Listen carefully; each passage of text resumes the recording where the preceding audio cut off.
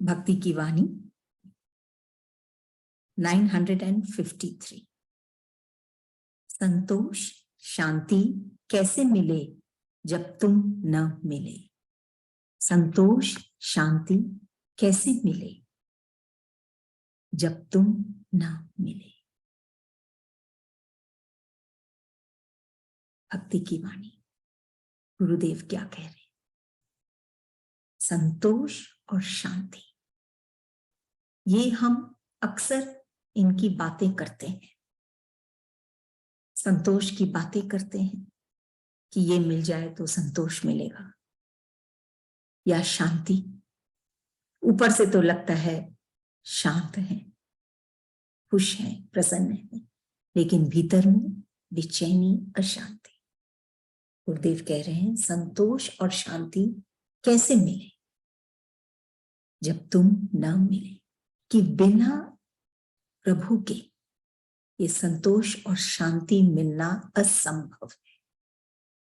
हम इसकी बातें कर सकते हैं, ये भ्रम में रह सकते हैं कि हम संतुष्ट हैं या शांत हैं, लेकिन वास्तव में हम शांति और संतोष तभी पाते हैं जब हम प्रभु के हो जाते हैं, प्रभु से मिल जाते हैं।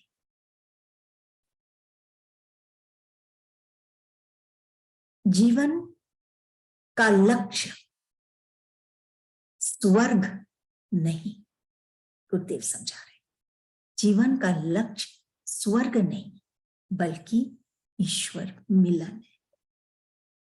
ईश्वर से मिलना ही लक्ष्य होना चाहिए, न कि हम स्वर्ग को पाए। ईश्वर से मिलेंगे तो स्वतः ही वो स्वर्ग सा महसूस होगा, संतोष शांति हम पाएंगे, जिसके लिए हम तरसते हैं। ये संतोष और शांति, अनेक वस्तुएं और चीजें हम इकट्ठा करते हैं ये संतोष और शांति के लिए, लेकिन क्या हम पाते हैं? तो हमारा इसको पाने का लक्ष्य ही भ्रमित है। हम समझ नहीं पाते हैं कि जब तक हम ईश्वर को नहीं पाएंगे तब तक हम संतोष और शांति नहीं पाएंगे। ईश्वर को कैसे पाए? ईश्वर रूप जब हम संत की शरण में बैठते हैं, उनकी गोद में बैठते हैं, तो वो स्वतः ही इतना प्रेम से भर देता है कि संतोष और शांति हम सहजता से पा जाते हैं। फिर अलग कोई इच्छा नहीं रह जाती, तो संतोष आ जाता है और फिर शांति। यही तो भ्रम है कि जोर से बोलने के लिए ताकत की आवश्यकता नहीं। क्रोध में या जब हम नाराज हैं, जोर से बोलने में ताकत की आवश्यकता नहीं, बल्कि उस वक्त शांत होने के लिए ताकत की आवश्यकता है। वो कठिन है, वो उसके लिए शक्ति चाहिए, जोर से बोलने के लिए, शांत होने के लिए, और वही शक्ति प्रभु प्रदान करते हैं प्रेम से। जब तक हम खुद अपने आप से नहीं मिलते तब तक हम इस संसार में अकेले हैं। जब तक हम अपने आप से नहीं मिलते, बहुत सारे मेले हैं लेकिन वहां अनेक लोग हैं, लेकिन फिर भी हम अकेले हैं। जब हम स्वयं से, खुद से, अपने आप से जब हम मिलते हैं, हमारे स्वरूप से, हमारे अस्तित्व से, या हम ये कह सके हमारे प्रभु से, तुम न मिले। जब तक वो नहीं मिलता तब तक ये संतोष और शांति हम नहीं पा सकते। और यही विषय है जो एक हर एक प्राणी चाहता है, संतोष और शांति कैसे पाए। इसलिए ये बहुत महत्वपूर्ण बात गुरुदेव हमको कह रहे हैं कि ये जो तुम चाहते हो, ये प्रभु के मिलन से ही तुमको मिलेगी, क्योंकि वहां पर कोई स्वार्थ नहीं, कोई द्वेष नहीं। प्रभु के मिलन में न भक्त के हृदय में न भगवान के हृदय। असमानता तभी होती है जब कोई स्वार्थ होता है, लेकिन जहां वो नहीं, वो मिलन अति पवित्र, जिससे हम गुरु और शिष्य का रिश्ता भी कह सकते हैं, परम पवित्र, परम आध्यात्मिक और परम आत्मिक। ये सबसे जरूरी है। आत्मा से, न कि बुद्धि से, न कि मन से, न कि हृदय से, चित्त से, आत्मा से जब हम जुड़ते हैं, तब हम वो सुख, शांति, संतोष हम पाते। अगली वाणी 954। मुझे झूलन में तुझे झूलन में झुलाऊं मेरी शाम, मुझे दिल से न भुला मैं प्रसन्न हूं। तुझे झूलन में झुलाऊं मेरे श्याम, मुझे दिल से न भुला मैं प्रसन्न हूं। कि शुरुआत में एक भक्त अनेक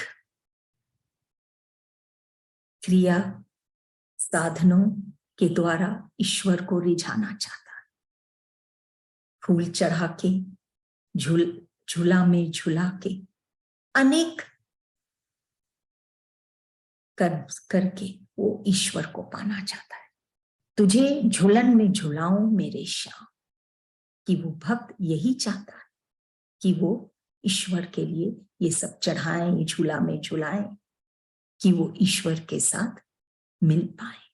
लेकिन गुरुदेव जो कह रहे हैं इसमें, ईश्वर की क्या स्थिति, श्याम की क्या स्थिति, वो है मुझे दिल से न भुला मैं प्रसन्न हूं। कि वो ये सब साधनों से, ये सब बाहर की चीजों से, ये बाहर वाले देखते हैं, बाहर में दिखता है, वो तो सिर्फ उस भक्त के दिल को देखता है। मुझे दिल से न भूला, कि उसके दिल में स्थान है उस श्याम के लिए, उस प्रभु के लिए। मैं प्रसन्न हूं, यही वो चाहता है। चाहे हम अनेकों फूल चढ़ा दें, माला पहना दें, झूला झूला दें, लेकिन जब तक दिल में हम प्रभु को नहीं बसाएंगे, तब तक वो प्रसन्न नहीं। जब अपने आप को वो भक्त के हृदय में पाता है, तब प्रभु प्रसन्न होते हैं, और बाकी का से वो प्रसन्न नहीं होते। और हम यही गलती करते हैं कि हम उनको ये बाहरी वस्तुओं में रिझाना चाहते हैं।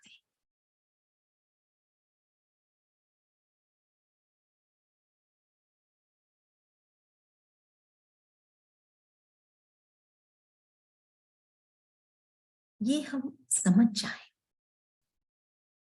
तो कहीं भी कोई मिसअंडरस्टैंडिंग नहीं होगी। जैसे 2 और 2 4 है, ये अगर हम अंडरस्टैंड कर लेते हैं, समझ लेते हैं, तो फिर कोई मिसअंडरस्टैंडिंग नहीं होती है, ना समझी नहीं। वैसे ही अगर हम ये बात को अनुभव कर लें, समझ लें कि ये बाहर की क्रियाओं से, कर्म कांडों से और ये साधना से, साधन से हम प्रभु को रिझा सकते हैं, तो ये मूर्खता है। प्रभु तो तभी प्रसन्न होते हैं जब वो अपने आप को उस भक्त के दिल में पाते हैं। अगली वाणी 955। देव से काम है, कामदेव से नहीं। रति नहीं, रथ होना है देव में, फिर तो तर कर देगा अश्रु जल से। देव से काम है, कामदेव से नहीं।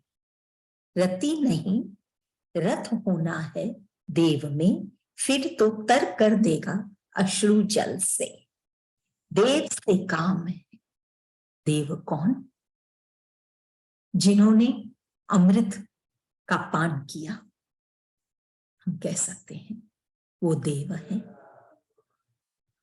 लेकिन एक है महादेव, जिसने विष का पान किया कि सबको अमृत मिले, इसीलिए वो महादेव। ये है देव। देव से काम है, कामदेव से नहीं। ऐसे ही देव में एक है कामदेव। कामदेव जो शरीर से, तन से जिसका नाता है वासना और काम से, वो है कामदेव। तो यहां कह रहे गुरुदेव कि हमको कामदेव से काम नहीं, देव से काम है। वो जो अमृत पिया है या वो जो विष पिया है, ताकि सबको अमृत मिल पाए। ऐसे देव से काम है, ऐसे देव से हमको नाता जोड़ना है। रति नहीं, रति रथ होना है। या हम जानते हैं कि कामदेव की पत्नी भी रति थी, लेकिन वो रथ थी वासना में। तभी कह रहे हैं ऐसे रति नहीं जो रत है काम और वासना में, जो कामदेव की पत्नी है, बल्कि रत होना है देव में, उस ईश्वर में जो अमृत का पान कराते हैं। इस तन का नहीं, इस अंतःकरण को ही अमर बनाते हैं, अमृतमय बनाते हैं। ऐसे देव जो सीधा हमारे हृदय में, हमारे आत्मा में, हमारे चित्त में स्थित है। ऐसे देव, रथ होना है देव में, फिर तो तर कर देगा अश्रु जल से। फिर एक मैजिक सा होता है कि जब हम देव को हमारे हृदय में जब हम पाते हैं, तो उनका ये प्रेम का अनुभव करके अपनापन, वो प्रेम, हर समय कभी कोई शिकायत नहीं, कोई शंका नहीं, कोई क्रोध नहीं, हम जैसे भी हैं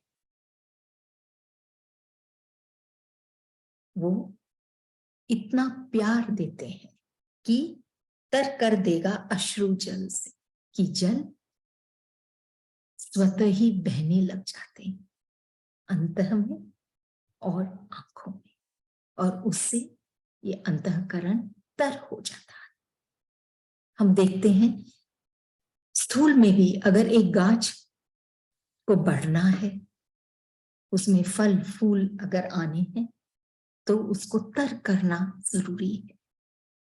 ऐसे ही अगर हमारे अंतःकरण को अगर हम खिलाना है, महकाना है, हरा भरा बनाना है, तो उसको भी, भीतर की भूमि को भी तर करना आवश्यक है। भीतर में कैसे हम तर कर सकते हैं? गुरुदेव कह रहे हैं अश्रु जल से। और ये अश्रु जल कब बहते हैं? जब हम देव से, देव में रत होते हैं। रत होना है देव में, फिर तो तर कर देगा अश्रु जल से। देव फिर वो करता, हमको तो सिर्फ रत होना है। फिर तो ईश्वर खुद तर कर देता है कि हमारा अंतःकरण खिले, हमारा जीवन सार्थक हो, ये जीवन मिलना भी सार्थक हो, या हम जो भी हमारे पास है सब कुछ सार्थक हो। रूखे सूखे हम न बने। अगली वाणी 956। भक्तों की पुकार सुन, किसे चाहता है, मुझे या सिद्धि को। भक्तों की पुकार सुन, किसे चाहता है, मुझे या सिद्धि को। बहुत उत्तम कह सकते हैं हम सवाल है कि ईश्वर भी सोचते हैं, प्रभु भी सोचता है कि भक्त, अनेक भक्त पुकारते हैं, अनेकों अनेक भक्त पुकारते हैं, हर रोज हर क्षण पुकारते हैं, लेकिन किसे पुकार रहे? हम बैठ के मनन करें, सोचें, किसे पुकार रहे हैं, मुझे या सिद्धि को। ईश्वर को पुकार रहे हैं या ईश्वर के द्वारा जो काम हो सकता है उनकी सिद्धियों के द्वारा कारण, उस सिद्धियों के लिए ईश्वर को पुकार रहे हैं। क्यों पुकार रहे हैं? इसलिए हम देखते हैं कि पुकारते सब हैं ईश्वर को, लेकिन सबके काम नहीं बनते हैं। कौन क्या कैसे पुकारता है, किस लिए पुकारता है? अधिकतर धन जन के लिए पुकारते हैं। हो सकता है उनकी ये उनको मिल जाए, लेकिन ईश्वर तो उसी को मिलते हैं जो ईश्वर को ईश्वर के लिए पुकारते हैं। और ईश्वर ही अगर अपना हो गया फिर तो वो सिद्धि अलग से उसको पुकारने की सिद्धि के लिए बेचैन होने की आवश्यकता ही नहीं। वो स्वतः ही हर चीज सहज करे जाते हैं, किए जाते हैं। जब मालिक ही हमारा, तो फिर तिजोरी का क्या काम? खुद ही जब ईश्वर हमारे हो गए,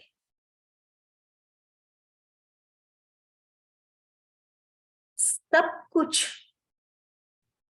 कुछ नहीं से शुरू हुआ था, कुछ नहीं, वहीं से सब कुछ हम पाते हैं जब हम अपने आप को कंप्लीटली मिटाते हैं, ईश्वर को ईश्वर के लिए, ईश्वर की चाह के लिए जब हम पुकारते हैं, तभी हम सब कुछ पाते हैं और कुछ नहीं।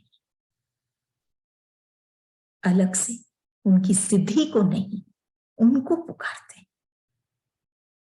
तो ये किसे चाहता है? भक्ति की वाणी है, हमको फाइन ट्यून करना है कि भक्ति की राह पे हम चल रहे, तो क्यों? क्या हम ईश्वर मिलन के लिए,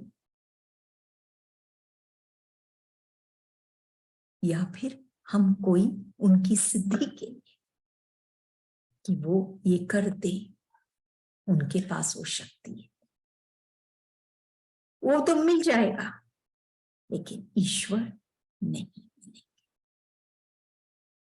ईश्वर नहीं मिले तो वो परम आनंद नहीं पाएगा। समय विशेष के लिए वो सुख पाएगा, लेकिन आनंद तो वो ईश्वर के साथ जुड़कर ही पाएगा, ईश्वर को पुकार कर ही पाएगा। भक्तों की पुकार सुन, यही कह रहे हैं गुरुदेव। अनेक भक्त पुकारते हैं, लेकिन सबके भीतर में, बाहर से तो लगता है कि सब एक ही जैसे हैं, सब पुकार रहे हैं ईश्वर, लेकिन सबका अंतःकरण भिन्न भिन्न है और उसी के हिसाब से वो पाते हैं। 957 कल्याण किसका, मेरा कि तेरा? मेरा तो तुझे मुक्ति मिलेगी निर्माण से, यदि तेरा तो तेरा ही बनकर रहना है, लोग तुझे जाने यही तो कामना है। कल्याण किसका, मेरा कि तेरा? मेरा तो तुझे मुक्ति मिलेगी निर्माण से, यदि तेरा तो तेरा ही बन के रहना है, लोग तुझे जाने यही तो कामना है। एक और महत्वपूर्ण क्वेश्चन, पहले में था कि हम पुकार रहे हैं ईश्वर को या ईश्वर की सिद्धि को, बहुत अंतर है। सिद्धि के लिए तो हम उसी को पाके रह जाएंगे, और ईश्वर को तो हमको वो पूरा सागर मिलेगा आनंद का। अभी कह रहे हैं कल्याण किसका, कि जब एक भक्त पुकारता है ईश्वर को तो किसका कल्याण होता है, मेरा कि तेरा? वो भक्त का कि ईश्वर का? वो जब पुकारता है ईश्वर को तो ईश्वर उसको सजाता है प्रेम से, भाव से। ईश्वर को ईश्वर के लिए पुकारता है, वो उसको सजाता है इतना कि उसका जीवन ही ईश्वर होता है, और ईश्वर भी जीता है उस भक्त के लिए। दोनों एक दूसरे से जुड़े हैं, अलग नहीं। तो कल्याण दोनों का ही होता है। अगर वो भक्त कहे मेरा कल्याण हो रहा हो तो तुझे मुक्ति मिलेगी निर्माण से, कैसे दोनों का कल्याण होता है? कि भक्त का अगर कल्याण हो रहा हो, वो सब कुछ पा रहा है, तो कह रहा है भक्त कि तुझे मुक्ति मिलेगी निर्माण से। तो भगवान को वो भक्त का निर्माण करना जरूरी नहीं, वो मिल चुका है भगवान के साथ। अभी उसको बनाने की, उसका निर्माण करने की आवश्यकता नहीं उस भक्त की, उससे वो भगवान को मुक्ति मिल जाएगी, क्योंकि वो भक्त उसके साथ एक हो चुका है। अब उसको और बनाना, उसका निर्माण करना,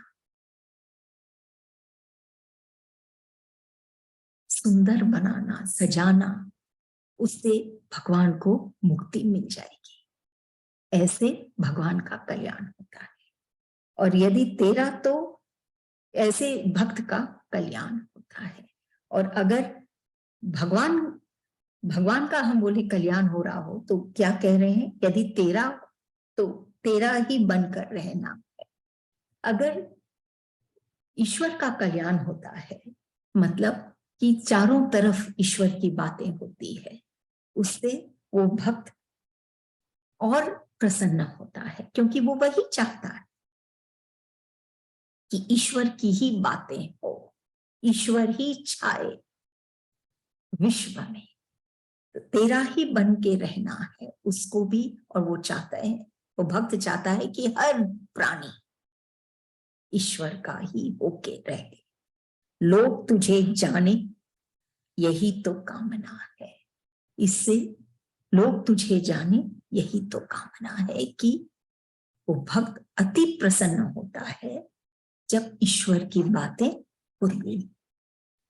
तो ये समझ में आ रहा है कि दोनों स्थितियों में भक्त का तो कल्याण होता ही, कल्याण दोनों का है। लेकिन जब ईश्वर का कल्याण भी होता है, जब लोग उनको जानते हैं, उनकी चर्चा होती है, उनका भाव प्रेम फैलता है, तो उससे भी भक्त का भी कल्याण होता है। तो भक्त का कल्याण तो दोनों अवस्था में होती है। भक्त तो कभी भी नहीं हारता, उसका खुद का कल्याण होता है, और जब ईश्वर का भी जब होता है तो भी भक्त का कल्याण होता है, क्योंकि वो वही चाहता है तुझी में समाना, और यही तो कामना है। वो वही चाहता है, वो भक्त, कि ईश्वर की ही बात